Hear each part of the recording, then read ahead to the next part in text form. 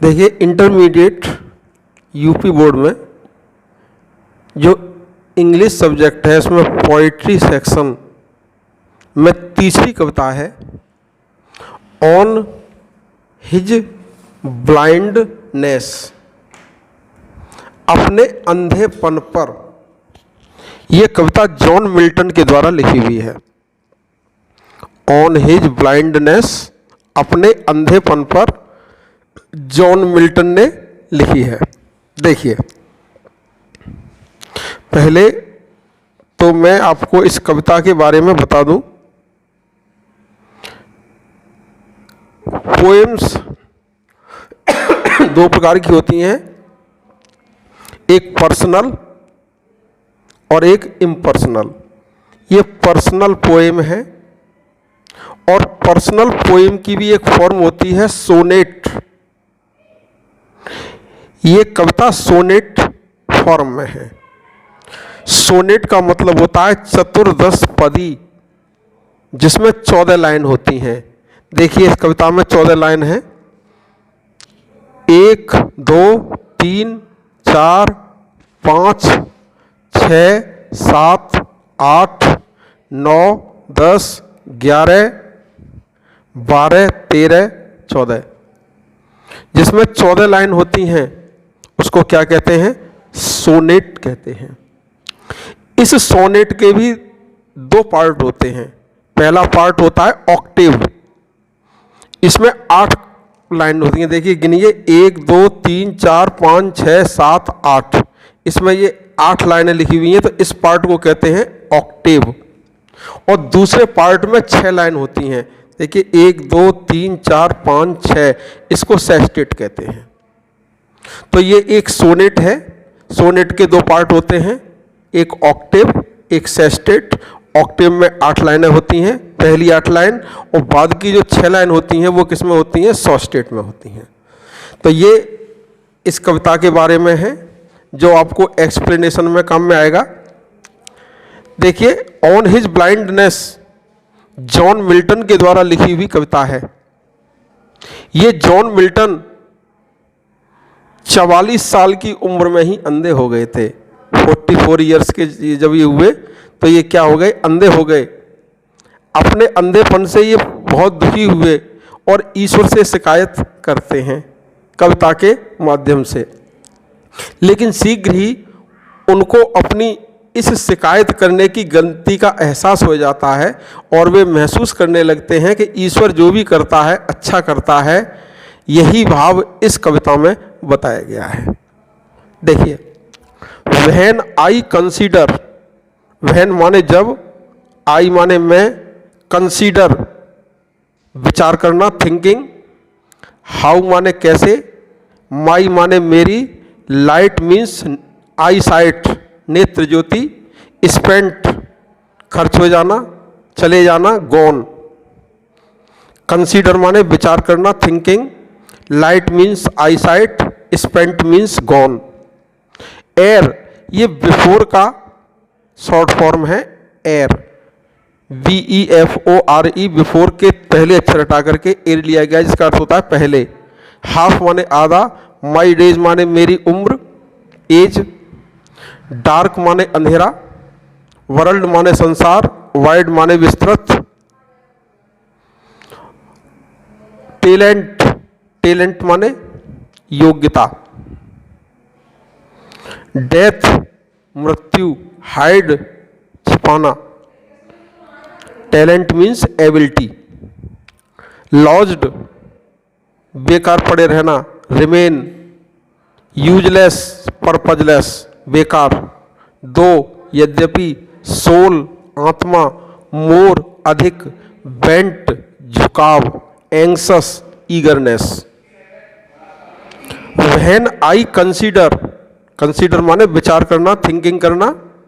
Light आई site, spent खर्च होना, gone चले जाना। जब मैं विचार करता हूं कि मेरी नेत्र ज्योति कैसे चली गई। एयर हाफ माई डेज, मेरी आधी उम्र व्यतीत होने से ही पहले, अर्थात मध्य वर्ती एज पर। एर हाफ माई डेज, मेरी आधी उम्र व्यतीत होने से पहले। In this dark world and wide, इस अंधकारपूर्ण विस्तृत संसार में। जब मैं यह विचार करता हूं कि मेरी नेत्र ज्योति कैसे चली गई मेरी आधी उम्र व्यतीत होने से पहले इस अंधकारपूर्ण और विस्तृत संसार में। एंड दैट वन टैलेंट, और वह एक योग्यता, which is death to hide, जिसे छिपाना मृत्यु के समान है। लॉज्ड विद मी यूजलेस, मेरे पास बेकार पड़ी रही। दो माई सोल मोर बेंट, यद्यपि मेरी आत्मा का अत्यधिक उत्सुकता है, यद्यपि मेरी आत्मा की अत्यधिक उत्सुकता है। टू सर्व, सर्व माने सेवा करना। देयर विद, उससे। मेकर, सृष्टि रचयिता, क्रिएटर गॉड। प्रेजेंट, प्रस्तुत करना। ट्रू माने सच्चा। अकाउंट माने लेखा जोखा। लीस्ट, कहीं ऐसा न हो कि, लीस्ट का मतलब होता है कहीं ऐसा न हो कि। ट्रांसलेशन जब बनाते हैं तो इसके साथ में शुड आता है, जैसे संभल कर चलो कहीं ऐसा न हो कि आप गिर पड़ो, तो इसमें लिस्ट का प्रयोग होगा। Walk carefully lest you should fall. Returning, लौटना। चाइल्ड, डांटना। स्कॉल्ड।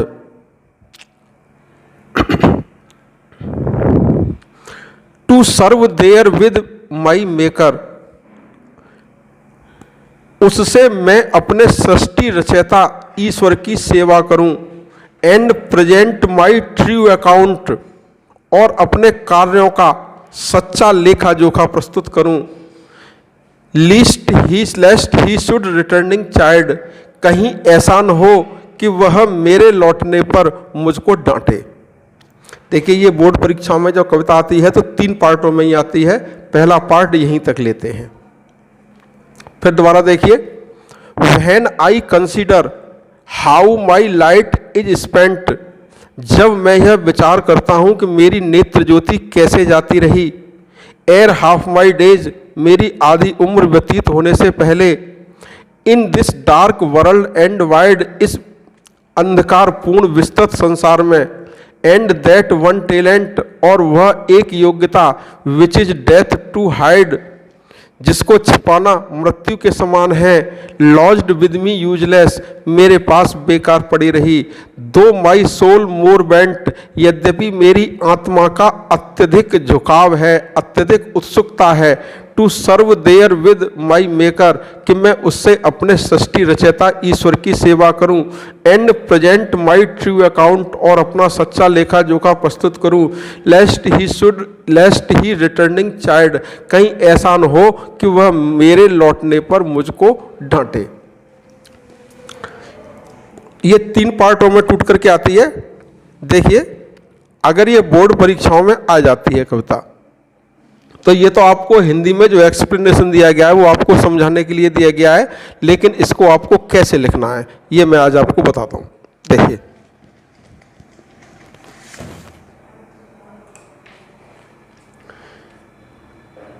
जैसे कि ये आ जाती है व्हेन आई कंसीडर, कहां तक, चाइल्ड तक। तो सबसे पहले आपको देखिए क्या करना है कि यहां से लिखिए व्हेन डॉट डॉट डॉट, और कहां तक लिखना है आपको, चाइल्ड तक।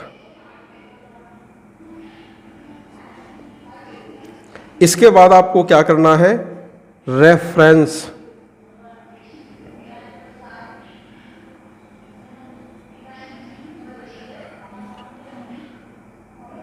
रेफरेंस में ये लिखना होता है कि ये कविता कहाँ से ली गई है, इसके कंपोजर कौन है। तो देखिए अधिकांशतः यही भाषा लिखते हैं। These lines have been taken from the poem, inverted comma में, on his blindness.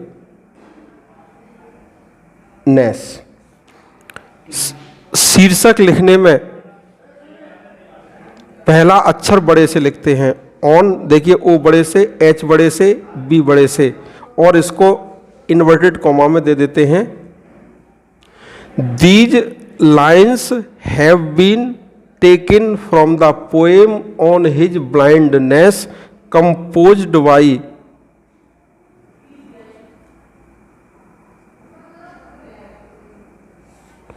John Milton.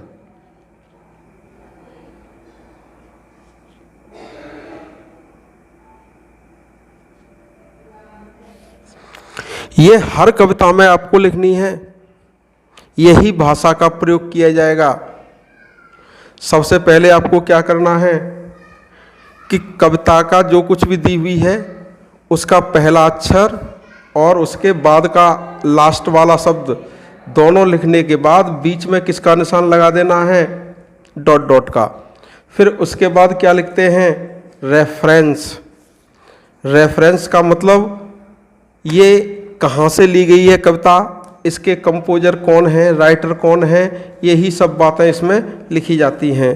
तो इसको हम कैसे लिखते हैं, these lines have been taken from the poem on his blindness composed by John Milton. दोबारा सुन लीजिए, these lines have been taken from the poem on his blindness composed by John Milton.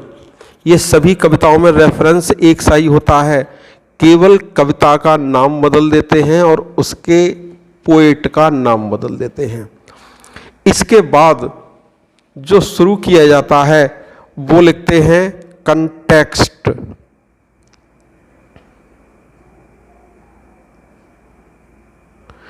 Context का मतलब होता है कि कवि ने इन लाइनों में क्या बताया है। क्या लिखते हैं इसमें कि इसमें कवि ने क्या बताया गया है। आपने कविता पढ़ने के बाद महसूस किया होगा कि कवि ने अपने अंधेपन से दुखी होकर के क्या कहा है, ईश्वर से शिकायत की है। तो क्या होता है कि इन दीज लाइन्स, ये हर एक में ही आपको लिखना है, इन दीज लाइन्स, अर्थात इन पंक्तियों में मिल्टन एक्सप्रेस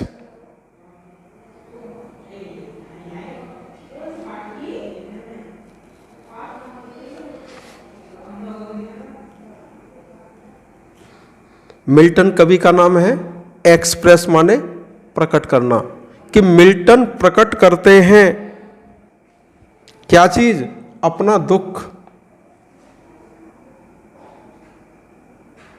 हिज सॉरो। किस बात का दुख प्रकट करते हैं, अपने अंधेपन का, ऑन द लॉस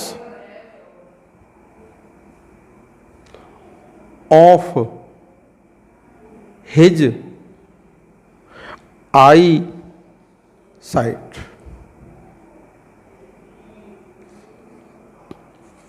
संदर्भ प्रसंग, संदर्भ में बताया जाता है कि ये कविता कहाँ से ली गई है। तो क्या लिखते हैं इसमें कि these lines have been taken from the poem on his blindness composed by John Milton. अब कंटेक्स्ट में क्या देना है कि इन दीज लाइन्स, इन पंक्तियों में मिल्टन एक्सप्रेस, मिल्टन प्रकट करते हैं एक्सप्रेसिज तातीते के लिए, हिज सोरो on the loss of his I site. अब इसके बाद आपको क्या देना है, इसका explanation.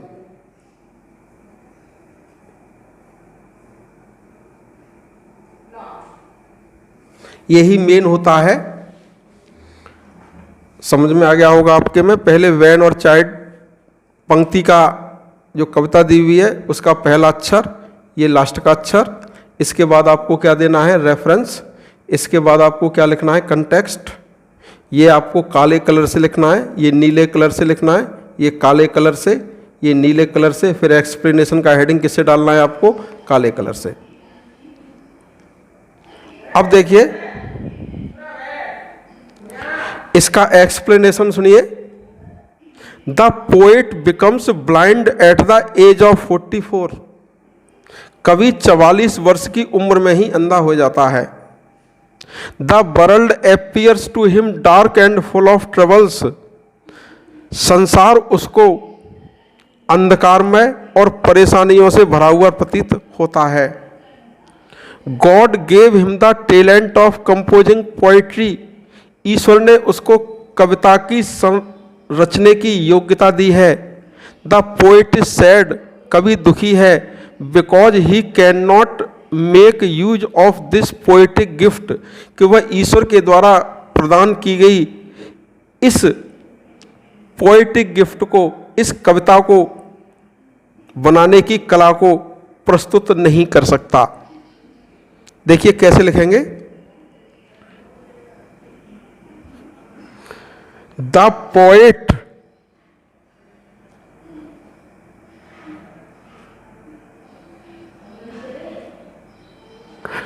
becomes blind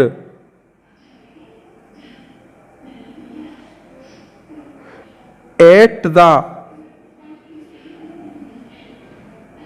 age of 44.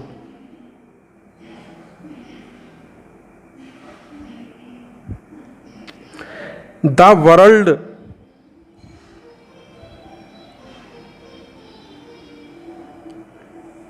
appears to him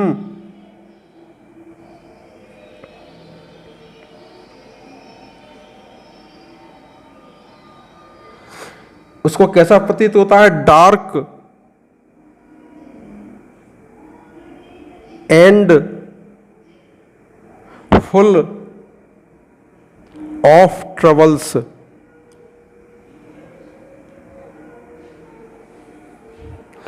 God gave him the talent of composing poetry। ईश्वर ने उसको कविता रचने की योग्यता दी है। The poet is sad.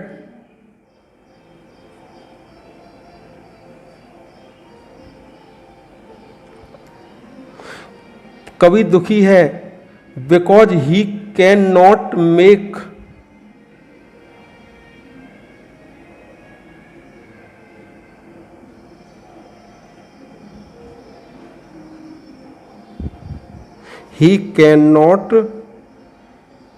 Make use of this poetic gift.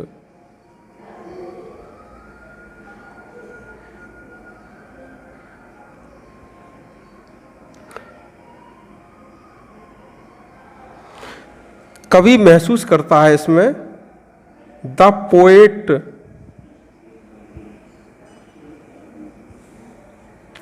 Feels that if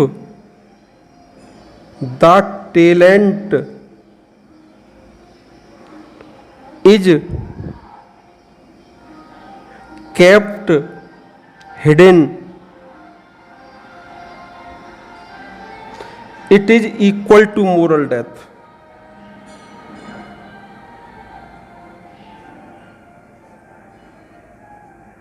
कवि महसूस करता है कि अगर इस कविता को छिपा लिया जाएगा, इस योग्यता को, तो यह एक सामाजिक मृत्यु के समान होगा।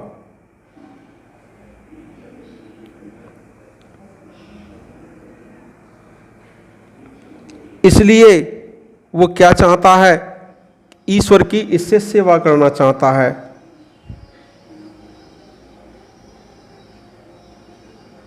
ही इज एंग्सस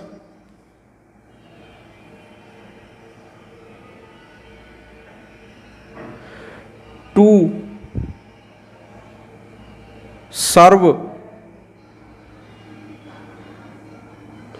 गॉड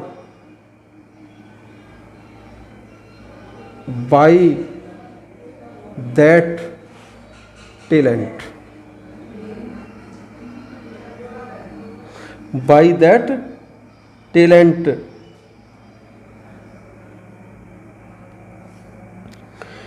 ईश्वर की सेवा करना चाहता है, जिससे कि क्या करे, ईश्वर इसको डांटे नहीं।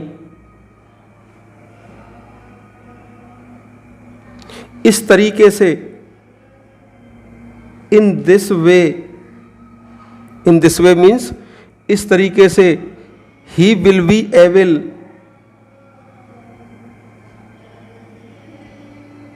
वह समर्थ होगा, टू प्रेजेंट प्रस्तुत करने के लिए,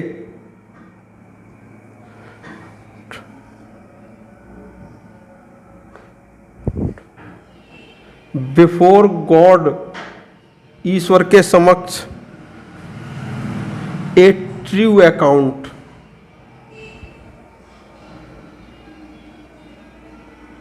ऑफ लाइफ, जीवन का सच्चे कार्यों का लेखा जोखा।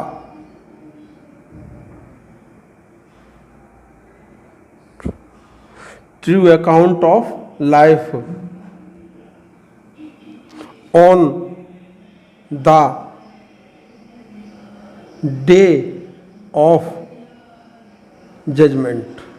जिस दिन निर्णय होगा ईश्वर की अदालत में, वह अपने कार्यों का सच्चा लेखा जोखा प्रदर्शित करने लगेगा, जिससे कि ईश्वर उसको डांटे नहीं।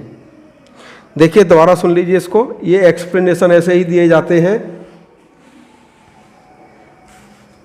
सबसे पहले आपको व्हेन और चाइल्ड तक लिखना है। रेफरेंस आपको इसी प्रकार से लिखना है। कंटेक्स्ट आपको बता ही दिया, और ये एक्सप्लेनेशन आपको इस प्रकार से देना है। अब इस कविता का जो सेकंड एक्सप्लेनेशन होगा, जो इसकी शेष लाइनों का, वो अगले वीडियो में दिया जाएगा। ओके।